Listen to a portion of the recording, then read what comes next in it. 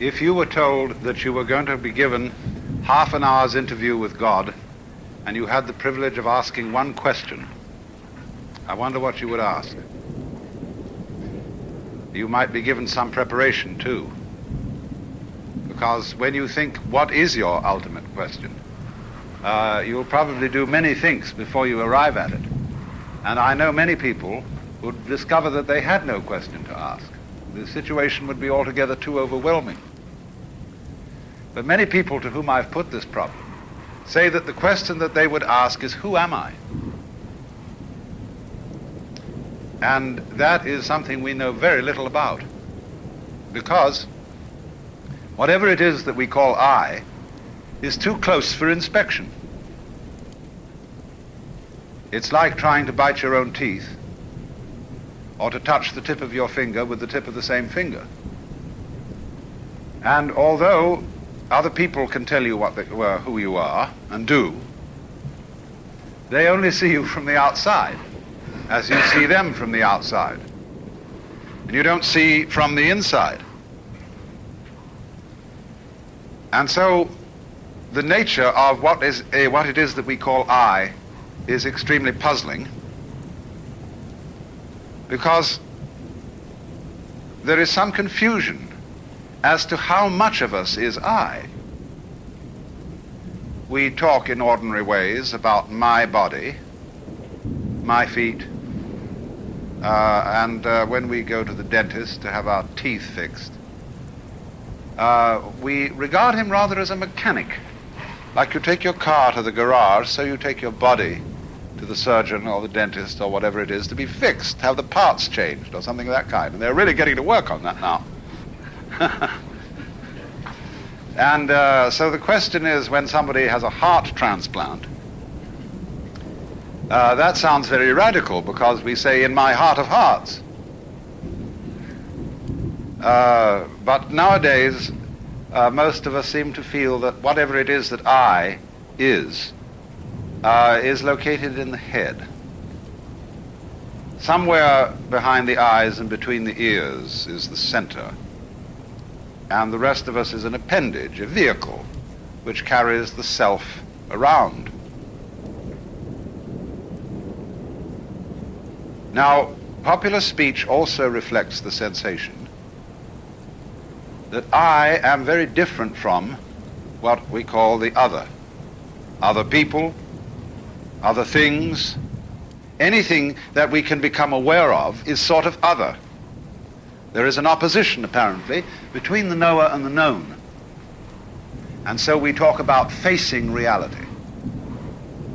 We talk about coming into this world as if somehow we didn't belong. As if instead of being leaves growing out of a tree, we were a lot of birds that had alighted on bare branches. And it has become common sense for most people living in the 20th century today to adopt the 19th century philosophy of science,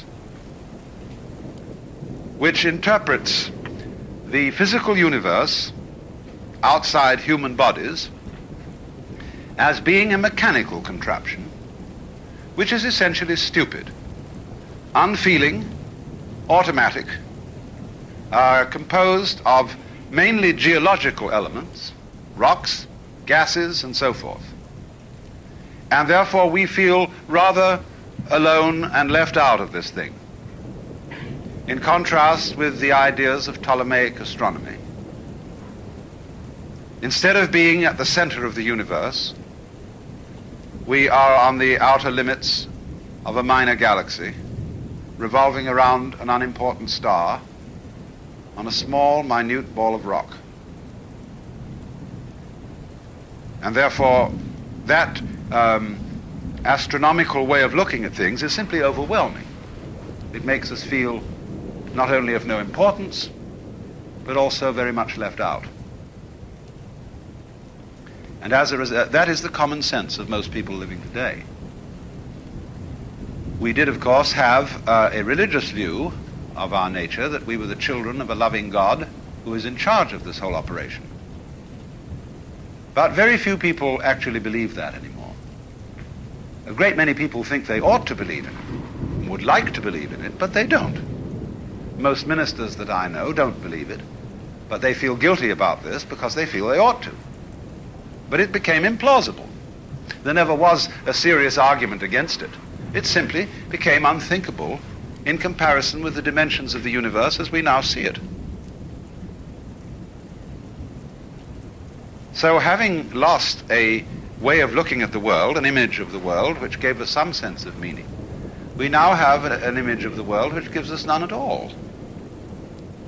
And so we feel rather inclined to put up a fight against the whole show. Interestingly enough, when in the 19th century we switched our common sense from supernaturalism to naturalism, one would think that a naturalist would be a person who loved nature, just as a materialist ought to be a person who loves material, but certainly isn't. With what is called the philosophy of scientific naturalism, naturalism is used in a negative way. It has nothing to do with being natural. It has something to do with being not supernatural, merely natural. And all sorts of phrases were coined in that epoch, which I would call put-down phrases. Freud spoke of the basic psychic energy as libido, which means blind lust. People like Ernst Haeckel spoke of the universe as being a manifestation of blind energy. Think of that put-down word, blind. And therefore we also speak of unconscious mental mechanisms. And the very word unconscious, as being the deeper aspect of our psyche, is a negative word and a put-down word. So as to say, what you are functioning as a rational ego with values and with a capacity to love is simply the epiphenomenon of a purely mechanical process. Too bad. So as a result of this so-called naturalism, we began to put up the most whopping fight against nature that was ever engaged in. And that fight is an expression of our fury and of our feeling of being left out. So that the technological experiment, which became possible as a result of the mechanical sciences, has largely been conducted in a spirit of rage. And the results are evident all around us. Here in Palm Springs, you are gradually getting all the smog from Los Angeles. This great cloud of poisonous gas put up by a city which is exemplary in this whole civilized world for fouling its own nest. Perhaps only Calcutta could be a bit worse, or some such terrible slum. But we have done it by technology, by ruthless beating about of nature without consideration for what the scientist would call our ecology. Ecology is that aspect of science which deals with the relationship between organisms and their environments. Ecology is the study of the balance of nature, of the way in which every living being depends upon innumerable other living beings of all species, and also upon inanimate forces, air, water, temperature, gases, vegetation, and all sorts of things.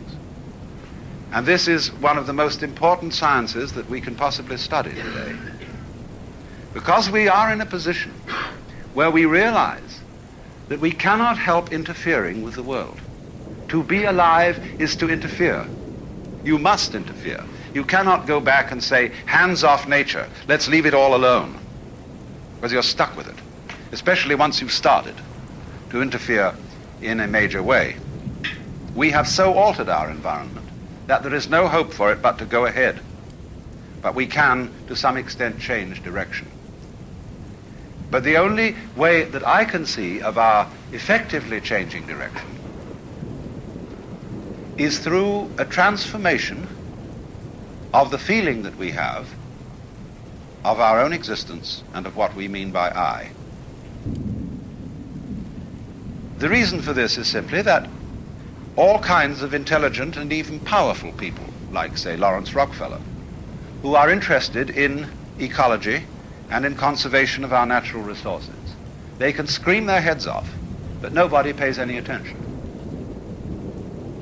There is as yet, no really serious program at the government level to do anything radical about the pollution of water, the waste of water, pollution of air, and the general ravaging of the United States of America. I'm amazed that congressmen can pass a bill imposing severe penalties on anyone who burns the American flag, whereas they are responsible for burning that for which the flag stands, the United States as a territory, as a people, and as a biological manifestation. That is an example of our perennial confusion of symbols with realities, which is, in a way, at the heart of the trouble, because what we think of as I is much more a symbol than it is a reality. The living organism, the whole mind-body, is much more than anything we mean by I. I largely stands for your personality, your role in life. And the very word person, as you probably know, comes from the Latin persona, a word originally used for the mask worn by actors in Greco-Roman drama, that through which sound comes because the mask had a megaphonic mouth to carry the voice in open-air theaters. So when you speak of being a real person, it really means being a genuine fake, because the personality is only the front. What is behind it? Well, of course, the organism is behind it, the whole organism. And we must be very careful not to confuse the organism with various symbols that we have for it, because those symbols can be extremely misleading. If we say the organism is the body, what we usually mean by the body is an impoverished meaning. When we speak of my body, that is to say my vehicle, my physical automobile, that is an unenriched meaning of the word body. Because what you really are as a body, as a living organism, is not some sort of separate existence coated by a skin which divides you from the rest of the world. Shakespeare has King John saying to Hubert, "Within this wall of flesh there is a soul, counts thee her creditor." Within this wall of flesh, the skin considered as a barrier, when actually, from a biological point of view, the human skin and all skins are osmotic membranes. You know, when you get something by osmosis, by sort of soaking it in, so in the same way one's skin is a spongy construction, full of holes, full of communicators, nerve ends. And your skin is simply a vibrating membrane through which the so-called external world flows into you and through you. So that you yourself actually are not so much an entity that moves around in an environment. You are much more like a whirlpool in a stream. And as you know, the whirlpool is constant only in its doing, that is to say, in its whirling. And you could recognize individual whirligigs in a stream. But the water is flowing through them all the time. They are never the same for a second. And so it is also with us. Or imagine it in another way. Supposing you have a rope, and 1 foot of the rope is made of hemp. 1 foot of it is made of cotton. 1 foot of it is made of silk. 1 foot of it is made of nylon, and so on. Now tie a simple knot in the rope. Now move the knot along the rope. And 1 minute it will be hemp, the next cotton, next silk, next nylon, and so on. Same knot. It will be recognizable as a continuing knot, as that knot, the knot in that rope.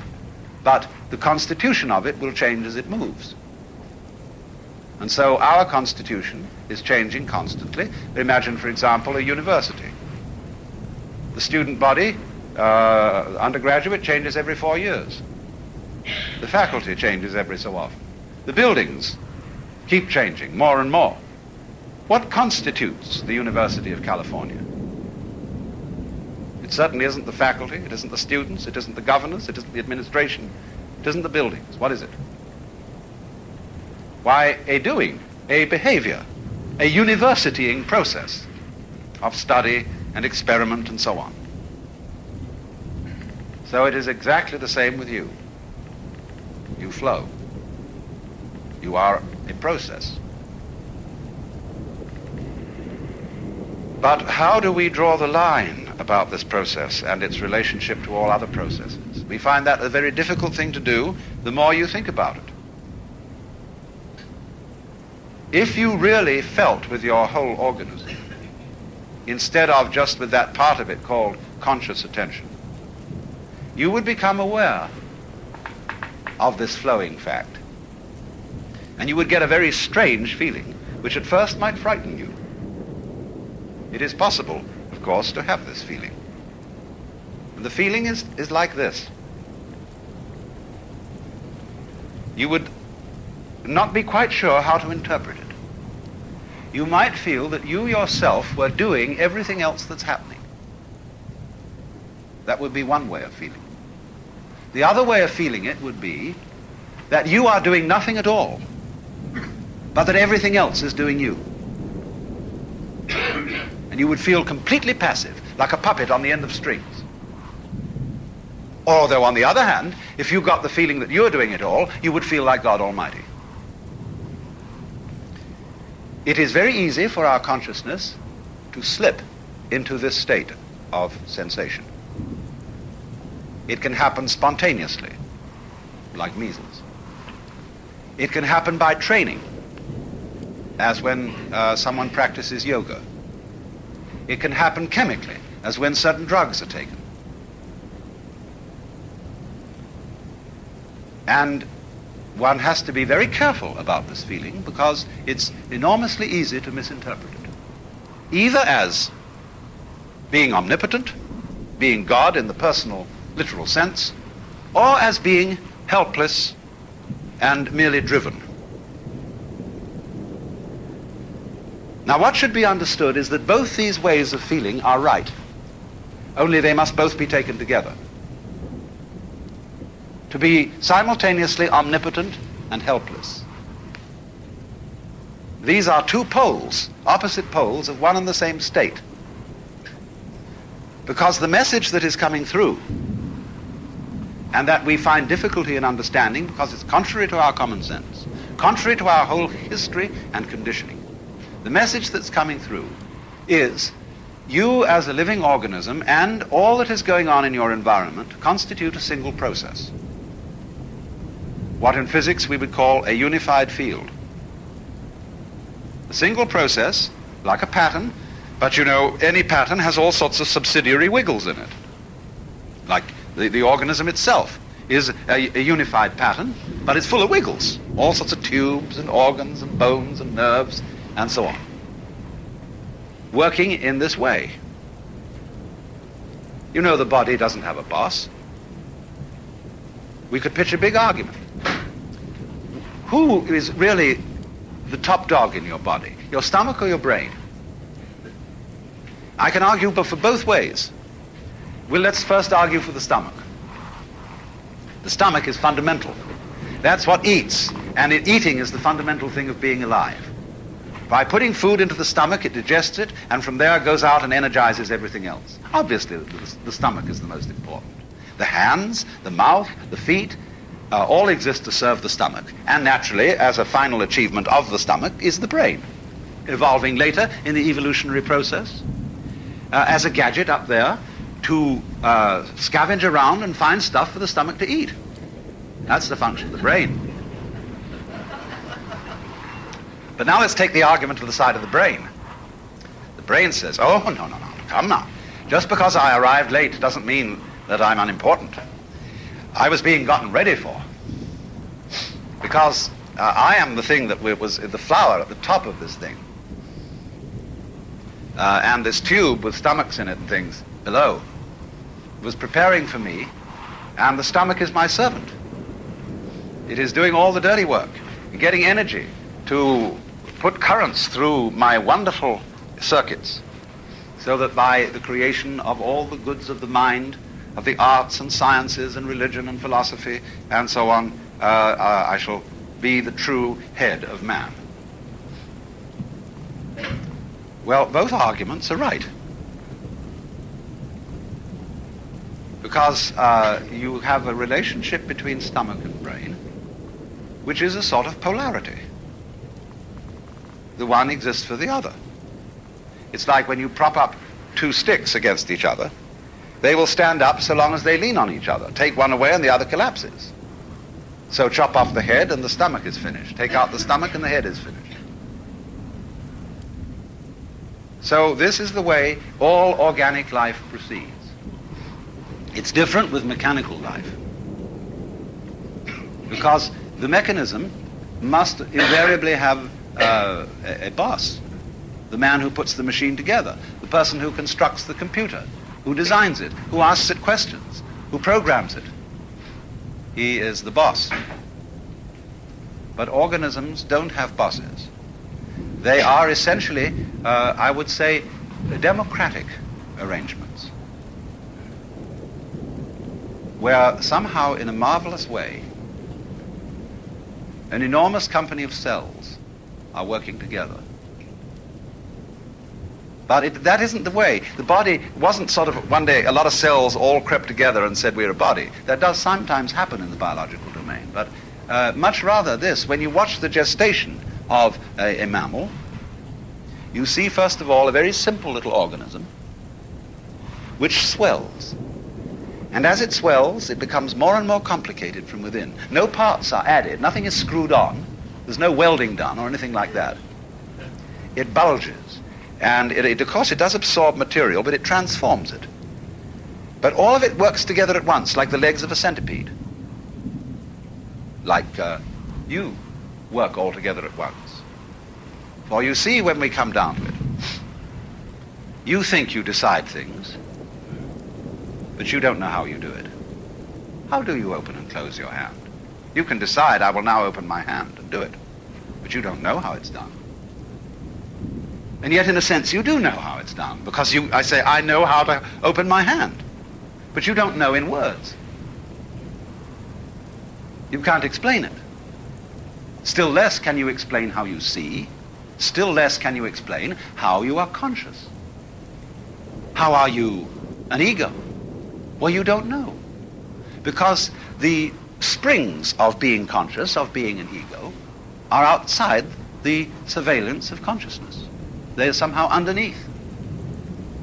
And that lets the cat out of the bag at once, because you see that what is I is something very, very much deeper than the superficial consciousness.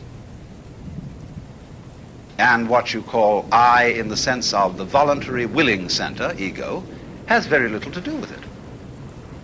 You are just a watchman on top of the mast, or a radar on a ship that is scanning the environment by conscious attention, looking out for trouble, or looking for food.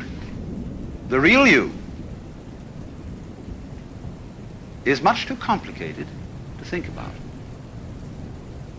Supposing when you woke up in the morning, you had to switch yourself on.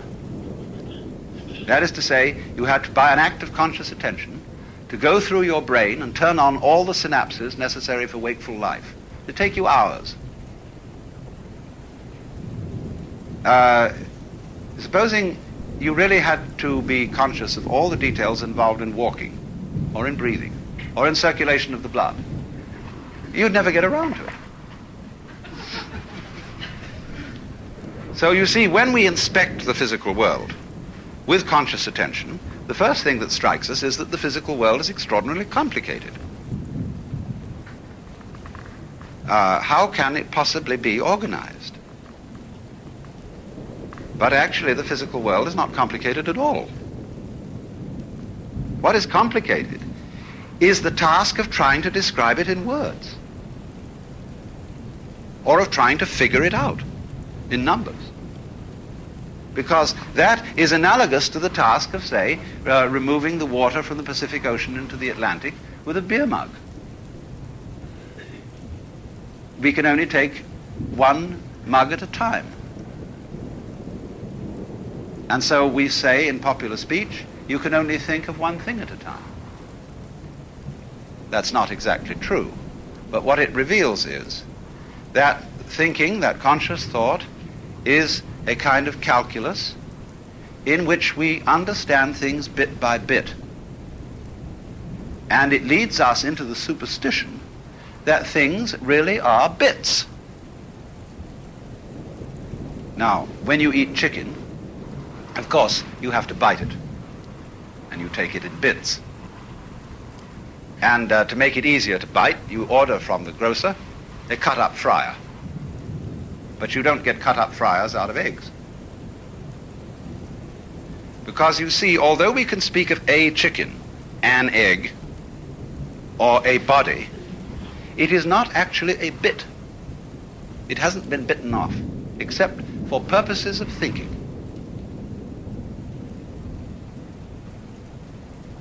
Now,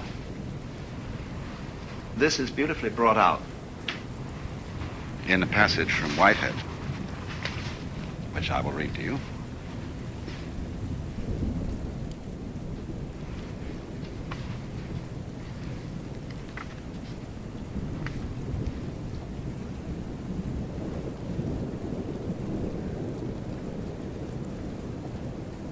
He's discussing the 19th century philosophy of science, which I was just discussing too. And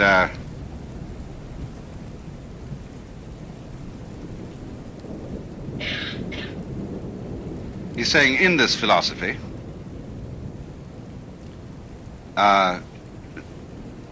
all our impressions of nature are simply products of our minds. Nature gets credit which should in truth be reserved for ourselves. The rose for its scent, the nightingale for his song, and the sun for his radiance. The poets are entirely mistaken. They should address their lyrics to themselves and should turn them into odes of self-congratulation on the excellency of the human mind. Nature is a dull affair, soundless, scentless, colorless, merely the hurrying of material endlessly, meaninglessly. However you disguise it, this is the practical outcome of the characteristic scientific philosophy which closed even the 17th century. In the first place, we must note its astounding efficiency as a system of concepts for the organization of scientific research. In this respect, it is fully worthy of the genius of the century which produced it. It has held its own as the guiding principle of scientific studies ever since. It is still reigning. Every university in the world organizes itself in accordance with it. No alternative system of organizing the pursuit of scientific truth has been suggested. It is not only reigning, but it is without a rival. And yet, it is quite unbelievable.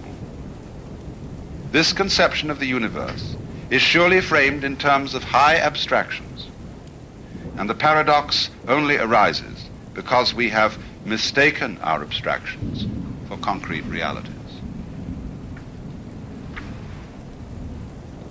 He calls that, you see, the fallacy of misplaced concreteness. The attribution, in other words, to our bitty way of thinking, to the world which we are biting. That is misplaced concreteness. The separations between things are abstract. They are concepts. In the same way, for example, as lines of latitude and longitude are concepts, even though a Russian poet has recently made a beautiful poem about the world being like a ball carried in a net bag. But you never expect to trip over the equator when you cross it. And although it is something quite abstract and does not exist in nature, it's extremely useful for purposes of navigation. So in the same way, bitting and having words to describe particular events or particular wiggles in the universal pattern are very useful. But they are very dangerous when you confuse things with natural events. Because then you get into this sort of trouble. The trouble of the sorcerer. The surgeon, who is too much of a specialist in one organ, runs into that organ and alters it and does what he considers a better mechanical job than the Lord did. But then he discovers, to his dismay and the even greater dismay of his patient, that the operation has unforeseen consequences in some other part of the organism, because he didn't realize the connection. When likewise we object to certain insect pests. Oh, we say, get rid of them. DDT. And so, then we found we got rid of something else we didn't want to get rid of. And worse still, that this insect that we didn't like was doing a job for us in some manner of which we weren't aware, and we only become aware of it when suddenly we find ourselves covered with another kind of fly altogether, or with some sort of bacteria which this insect kept down. Watch it, watch it, watch it, because nature does not consist of separate things which you can just pull out like parts from an engine. Take the case of bees and flowers. Oh, we always use the bees and flowers to explain fundamental things about life. But we're going to go deeper than sex this time. Fascinating thing about bees and flowers is they are very different looking things. A flower sits still and blooms, and it smells, or stinks to be correct. The bee moves about and buzzes, but they are all one organism. You don't find flowers without bees. You don't find bees without flowers. They are just as much one as your head and your feet, which also look very different. So in that sense, you see, we are one with the incredible complexity of processes and wiggles upon which we depend. Although to say upon which we depend is not quite accurate, because that separates us from it as if I were hanging onto a beam and depending on it. It isn't like that. You don't depend on it because it depends on you. It's a mutual arrangement. And it isn't that one bit of this sort of came first, although that sometimes happens. But it's always there in potentiality, what came later. But it's rather in the same way that when a flower opens, you see all the different petals extending simultaneously, especially when you watch a fast motion movie of a flower opening. And so in the same way, there is a simultaneous arrival or evolution of the human organism and the human environment. And thus, biologists speak about the evolution of an environment as well as the evolution of an organism in it. In other words, human beings could not have appeared on this planet until its temperature had lowered to a certain degree, until the atmosphere contained certain gases as a result of vegetative development. And then the environment became evolved enough for human beings to appear in it. Evolved enough? I'll say something further. Intelligent enough for the appearance in it of intelligent beings. For your environment is intelligent. Otherwise you couldn't be. You see, we, as Jesus said, you don't gather figs off thistles or grapes from thorns. you won't get pears off an apple tree. So, you won't find people except on a people tree. And this planet, this solar system, this galaxy is peopling in exactly the same way that an apple tree apples. Put our existence into verb language as distinct from noun language, and you're much closer to the point. You see, nouns have the difficulty of designating things. Verbs designate process. Now, everything is a process, really. When we speak of housing for houses, matting for mats, we're getting there. The Nootka Indians have a language in which there are no nouns. So they say, it houses, and then they add an adverb to show whether it houses religiously, homily, or marketingly. And so they see the world as the flow. What is it that houses? What is it that rains when we say it is raining? You see, we always have a funny idea that to get a verb, that is to say to get action, you have to have an agent. Now, this is the most ridiculous idea conceivable. How can a noun start a verb? How can a thing start an event? Because there's no action in a thing. Action can only come from action. Energy from energy. You can't get energy from a concept, because nouns are all concepts. They're abstract, really. It's only verbs that are concrete, because the world is process. Now, common sense insists that the pattern of the world must be made of something, because we still think with Aristotle's common sense, or with the imagery of the book of Genesis, where God made Adam out of the clay. In other words, he made a clay figurine and breathed breath into it, and it became alive. And so we constantly think that we as are made of flesh, as if flesh were some sort of stuff like clay out of which you shape bodies, or like you make tables out of wood. Are trees made out of wood? What a ridiculous question. Trees are wood. They're not made of wood. And it's simply this artifact thing that gives us the idea of the world being made out of something. It isn't made out of anything. And so when physics tries to investigate what is the stuff of matter, they can't find any. Because you can never talk about anything except a process. You can describe what a process is doing. You can describe the structure, the nature of the dance, whether it's doing a waltz or a mazurka or the frog or whatever it is. Then you can describe that melody, shall we say, what it is performing. But there is nothing doing the performing at all.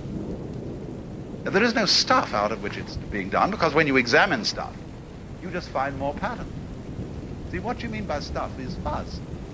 When you look at something with a lens and you're out of focus, you see fuzz. But when you come into focus, you see structure. All right, now, the structure is made of all sorts of little lines and things. You can see them, and you want to know what are they made of. So you turn up the magnification, and for a while you get a lot of fuzz, but when you're clear again, you see that those little lines are also made of more little lines, more structure. And big patterns have little patterns upon their backs to bite them, and so on. And that's the way it goes. So suddenly you feel rather insecure, because stuff has disappeared. There's a famous story about a physicist who understood this so well that he always went about in the most enormous padded shoes, because he was afraid of falling through the floor.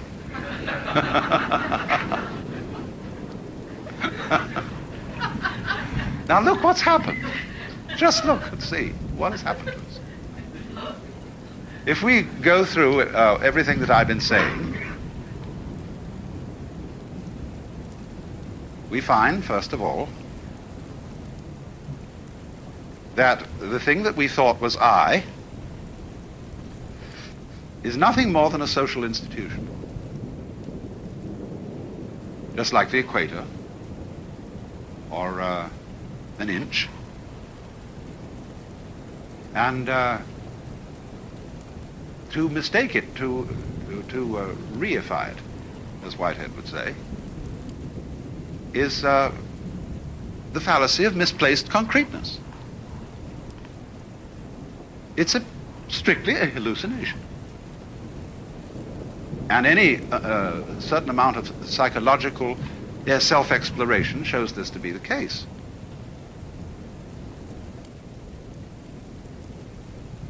For what we are is the organism. And what the organism is a transactional interchange between the organism and the environment. It's not quite correct to say you're doing it and it's doing you.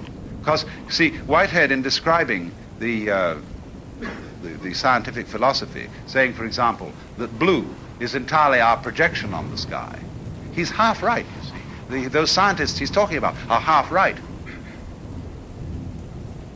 But the part of it that is left out of consideration is this.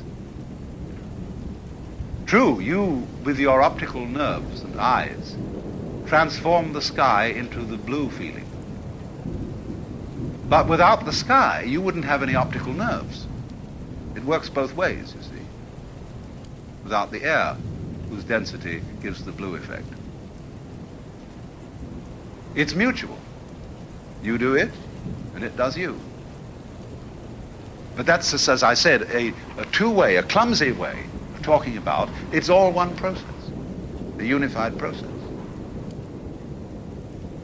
And furthermore, from this process there has disappeared what we thought was solidity, what we thought was common sense, substance, and stuff. It's just pattern. And at once one feels sort of ghostly, as if you could be easily blown away. And that's why the Hindus call the universe the Maya, which means the illusion. Don't forget, illusion is related to the Latin word ludere, to play. So the play, the big act. It also means magic, as in a conjurer's creation of an illusion. It also means creative power. It also means art. And finally, it means the divine power. The Maya of the Lord. Lord is a bad translation of Bhagavan. Just the divine one. Lord means boss in English. The Hindus don't do it that way. But now you see, I've arranged this general introduction, which I'm afraid will be familiar to some of you who have attended my seminars before, but I've arranged this general introduction to raise the question, all right, if that's the way it is, how on earth are we going to arrange a transformation of man's consciousness so that he'll know it, not just in theory, but something he feels in the same way as you feel what you take to be I at the present moment, confronting an external world? How will you transform that sensation? Because if you don't transform that sensation, you will not ever be fit to use technology. We shall continue to use our technology in a hostile spirit towards the external world, and we shall wreck the external world. We're busy doing it now. There is no necessity to abandon technology. We can't abandon it. But we can certainly use it in a different spirit. I have just been in the island of Ceylon,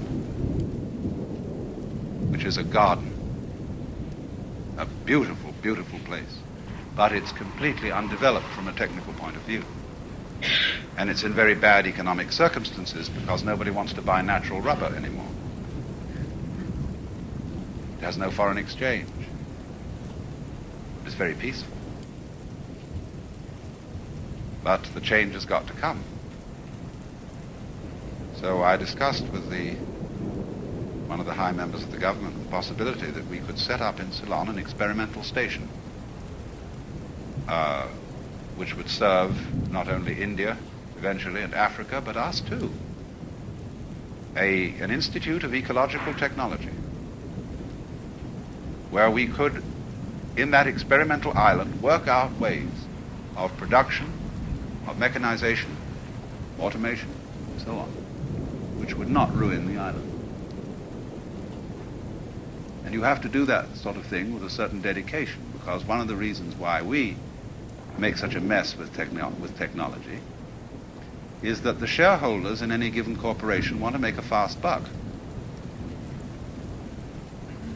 Now, there's nothing wrong, you see, in wanting to be rich.